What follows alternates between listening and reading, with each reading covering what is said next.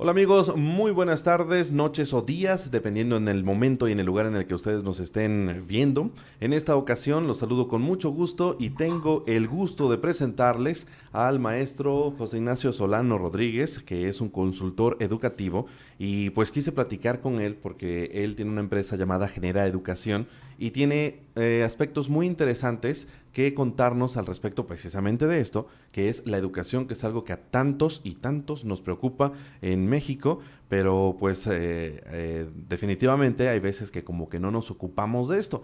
Sobre esto y muchas cosas más, vamos a platicar con él para que nos cuente de qué se trata toda esta postura que él tiene con respecto a esto. Maestro, ¿qué tal? ¿Cómo le va? ¿Qué tal, David? Muy buenas noches, días, tardes. Efectivamente, y saludando a todo tu auditorio, muy contentos y muy agradecidos por este espacio, sobre todo esperando que sirva de algo el compartir estas experiencias. Muchísimas gracias. Yo creo que sí va a funcionar muy bien porque es algo que hay mucha gente que está interesada en esto para saber qué es lo que podemos hacer. Tenemos como referentes, como para poder alcanzarlos a muchos países, para poder ser como ellos, para querer ser como ellos. Pero ante una situación, sobre todo para los que estamos relacionados con esto. Parte de la educación se llama educación comparada cuando hablamos precisamente de ver los sistemas educativos, los resultados en años para acá de esta educación comparada, sobre todo a raíz de estas pruebas o evaluaciones internacionales que ha hecho la OCDE, que es de la PISA. Sí. Entonces, pues hemos de América Latina en los últimos lugares, se ha dado el caso de países pesados, donde ya sí están en primeros lugares, excepciones, Estados Unidos estuvieron en los primeros, no es así. Entonces, a raíz de se han tenido diferentes análisis y que hay que contemplar. Sí, porque hablando precisamente de esa prueba PISA que usted nos comenta, por ejemplo, en matemáticas, en primer lugar está Singapur, seguido de Hong Kong, Macao, Taiwán y Japón. Así es como están los lugares, principalmente en matemáticas, que es como el coco de todo mundo. Y en lectura, por ejemplo, una vez más en primer lugar está Singapur, después Hong Kong, tercero Canadá, cuarto Finlandia y en el quinto está Irlanda. Esto es con base en la OCDE, en la prueba PISA que se tiene con respecto a esto.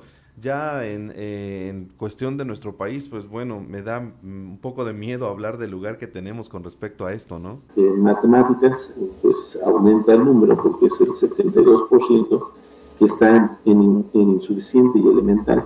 Entonces, pues estos son los dados que teniendo sus bemoles, es decir, teniendo su no es que no sea confiable la prueba PISA, sino que no puede ser estandarizada a todos los países Sí. de la misma manera, ¿no? Un ejemplo muy claro que espero que me pueda explicar es que, por ejemplo, la OCDE, México está en ese organismo, ¿no? Y entró a partir del Tratado de Libre Comercio con Carlos Salinas de Gortari desde el 94. Y bueno, pues se supone que entramos a formar parte de esos grandes países que están desarrollados. Sin embargo, pues la realidad es que pues con una pobreza de más de la mitad de la población, senios, entonces no podemos hablar de la realidad, el hecho de estar en ese grupo de países, ¿no? Pero bueno, el punto es que sí necesitamos analizar de padres de familia, docentes, líderes de opinión como tú,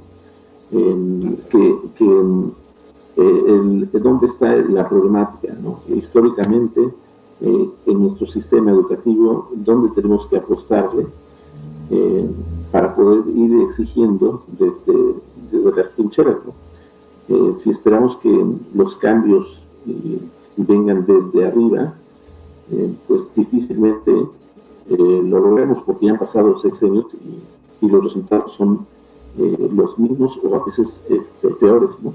Recientemente, fue a finales de enero cuando se dio a conocer este nuevo plan educativo que pues Aurelio Nuño nos estaba presentando, en donde se incluía inglés para todos en todas las escuelas del país, computación para todos, cuando hay escuelas y sitios en donde no hay luz, por ejemplo, cuando se quiere que se dé inglés para todos, en donde pues ni siquiera los maestros de inglés hablan inglés. ¿no? Y justamente en el último año de el gobierno que está entonces no les va a dar tiempo en absoluto de hacer algo que debió haberse hecho desde siempre. O sea, si la intención del gobierno actual hubiera sido educativa, se hubiera hecho el mismo día de su inicio, ¿no? Sí, bueno, tenemos un blog que se llama genereducacion.org, pueden consultarlo. Apenas publiqué precisamente un artículo acerca de a quién beneficia el nuevo modelo educativo. Y una de las cosas que puntualizaba es precisamente lo que acabas de comentar. Fue una reforma educativa al revés. Inició con una reforma laboral política y lo fundamental que es el modelo educativo, la filosofía educativa, el cómo queremos educar, pues eso vino 2 años y medio después, ¿no? Entonces, ese es un gran problema que tenemos actualmente. Contra eso está batallando. En la realidad, pues está caminando ya esta reforma educativa, o laboral, está caminando ahorita la presentación del nuevo modelo y con la promoción, no solamente en los medios de comunicación, sino en la vida práctica, ¿no? Yo soy parte de la docencia en la educación pública y bueno, pues nos llega la información, nos están capacitando o disque capacitando porque eh, una capacitación del modelo educativo necesita más tiempo, más recursos y sobre todo una manera diferente de analizar las cosas y no se está haciendo. Se está haciendo de manera obligatoria, muy superficial y no tan bien aceptado, ¿no? El modelo educativo. Y bueno, eso no diciendo, todavía no analizando bien los contenidos. Desde mi punto de vista hay cosas positivas que ya se han venido haciendo, sí son retos que marca, pero que no se van a llevar a cabo si es que no hay un análisis correcto de parte de directivos, docentes, padres de familia, ¿no?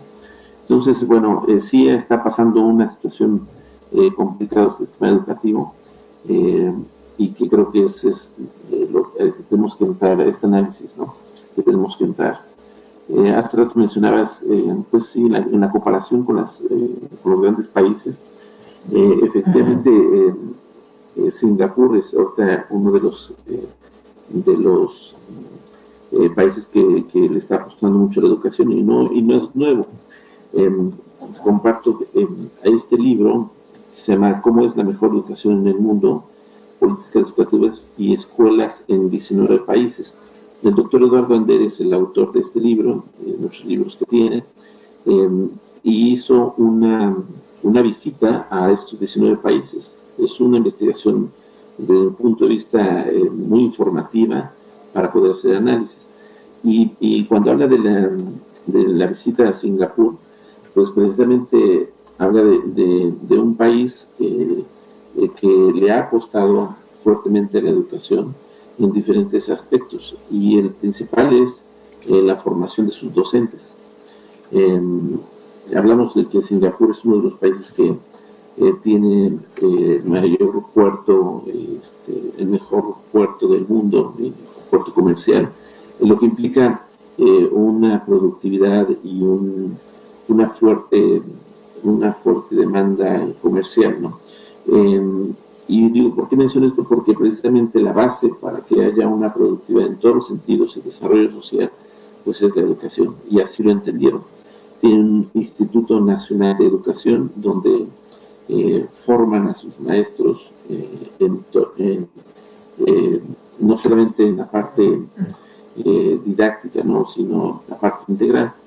Entonces, ahí está el resultado, siendo uno de los primeros lugares que tiene por mencionar uno, ¿no? Sí, maestro, pero la verdad es que yo estoy como con cierto coraje porque pues tal parece que todo mundo está mejor con nosotros que nosotros con respecto nada más a la educación. Porque, ¿qué es lo que está haciendo, por ejemplo, Finlandia? En Finlandia, lo que nosotros hacemos acá con respecto a las tareas, que es una de las actividades más tradicionalistas de toda la vida, es algo que para ellos ya es obsoleto totalmente, ¿no? Porque ellos dicen que se debe tener más tiempo para ser niños, para ser felices, para estar con su familia. Al tener más tiempo, pues así escuchan música, hacen deporte, y ahora sus días escolares son de 3 o 4 horas diarios, o sea, prácticamente a la semana tienen 20 horas de clases y ya. Y pues aquí, debido a que los papás buscamos hasta un segundo o a veces tercer empleo, pues lo que más quisiéramos es que los niños estuvieran en escuelas en donde los tengan prácticamente todo el día. O sea, van contra lo que nosotros teníamos o tenemos como algo errado. O sea, estamos haciendo las cosas mal desde hace mucho tiempo y seguimos así. Cuando hablabas de Finlandia, de tener una educación donde sea integral, efectivamente no importa tanto los contenidos, sino los talleres. Ellos, por ejemplo, tienen los talleres de arte, manualidades, metal, plata, es cuestión de todo. Dice, bueno, pues con un país que le está apostando a esto, estar en educativos, precisamente porque le están desarrollando que cualquier información poderla transferir con él en su entorno. Que queremos bueno, pues esos son varios retos que estamos haciendo ahorita. Si noto una vez la comparto que pues porque que son mejores humanos en otra parte del mundo. No, simplemente es que como sociedad en la comunicación, en la interacción, pues estamos muy abajo, ¿no? Estamos equivocando el rumbo de nuestras finalidades educativas, ¿no? Y siempre es histórica esta diferencia que hemos hecho entre el matutino y el vespertino. Entonces, imagínate el contexto. Estoy hablando de una escuela donde está ubicada al sur de la ciudad, en la periferia. Hay problemas de todo tipo: desintegración familiar, pobreza, violencia intrafamiliar y alrededor. Entonces, ¿cómo viene el alumno? ¿Cómo está el alumno? Y así lo recibimos y no hemos podido cachar esa situación para poder enseñar de manera diferente. Escuelas del siglo XIX, maestros del siglo XX y alumnos del siglo XXI, ¿no? Así es. Por un lado, ese también sería otro tema, analizar cada uno de los aspectos que implica la educación y comparar los tres momentos históricos. Pero estamos con una mentalidad y una didáctica pues, del siglo pasado, con alumnos, no hablo de tecnología, sino de realidades del siglo XXI que nos están exigiendo, y no me refiero a la tecnología, me refiero a realidades humanas diferentes. Hoy en día, pues, en muchos de los países, por ejemplo en México, el índice de separación, de familias desintegradas, del índice de violencia, el índice de suicidio, los índices de violencia, pues se han visto. Entonces, contexto les tocó vivir a nuestros alumnos, pues, que estamos trabajando con ellos. Y no estamos poniendo la mirada en ello. Nos falta mucho como autoridad, como autoridades educativas, como docentes y padres de familia, ¿no? Aquí no creo que haya culpables. Lo que hay es responsabilidades que hay que asumir, porque si seguimos viendo culpables, pues hay muchos culpables y no encontraremos el camino de esa manera. Hay que asumir responsabilidades y empezar a trabajar de manera diferente, ¿no? Y además de que todos tenemos una responsabilidad, ¿no? Como padres, como maestros, como alumnos, como instituciones, como gobierno, pero pues somos nosotros los que comenzamos, ¿no? Cada uno en su casa, ahí es en donde está todo centralizado. Y hay padres de familia que dicen, bueno, yo mando a mis hijos para que les enseñen matemáticas, ciencias, pero los valores en la casa se tienen que practicar y vivir los valores. También se tiene que desarrollar capacidad de análisis, pensamiento crítico, escuela como en la casa. También se tiene que aprender a trabajar en equipo, en la escuela y en la casa. También se tiene que aprender a, a saber transformar el entorno, es decir, que el conocimiento que sirva, que tengo o que reciba, sea útil y pueda ayudarme a transformar una realidad, ya sea en la casa o en la escuela. Dios, cada vez se pone más difícil esto desde cualquier perspectiva que se quiera tratar, ¿eh? Maestro Ignacio, pues muchísimas gracias. La verdad es que ha sido increíble poder también escuchar su punto de vista, que pues bueno, va más o menos ligado a lo que los que estamos preocupados y ocupándonos de esto, pues tenemos, ¿no? De saber qué es lo que podemos hacer y sobre todo qué es lo que podemos lograr. Sin lugar a dudas, Singapur, Japón, Finlandia seguirán siendo una esperanza, una utopía para nosotros mientras no arreglemos esta parte central.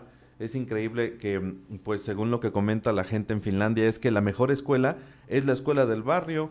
O sea, porque todas son exactamente iguales, en todas dan lo mismo. Y eso no lo tenemos aquí en México. O sea, aquí en México tienes que ir por fuerza a una escuela de paga para sentirte un poco más seguro con respecto a los contenidos, conocimientos, tratos, por supuesto, que se tengan para con el alumno. Porque sabes que si está en una de gobierno la situación va a ser deficiente, o al menos eso es lo que se tiene como algo generalizado, ¿no? Sí, sí. A manera de conclusión, yo creo que los retos sí son muchos. A veces la desesperanza nos puede, a todo educador nos puede llegar. Sin embargo, precisamente donde está el problema está la solución. Es decir, en esta relación humana del docente con el alumno, del padre con el hijo, eh, ellos son nuestra razón de ser. Para un docente la razón de ser es su estudiante. Gracias a todos por ver esta entrevista y la verdad es que la perspectiva del maestro Ignacio Solano es muy interesante y sobre todo pues concuerda con los que estamos ocupándonos en este momento de la situación educativa en el país y que cada uno desde su trinchera como ciudadano, como padre de familia, como alumno, por supuesto también como padre, puede hacer un poquito para poder mejorar esta situación en la que sin lugar a dudas si no hacemos algo por ella nos seguirá dando más y más dolores de cabeza en adelante. Así es que muchas gracias por verla, por compartirla y también por comentar.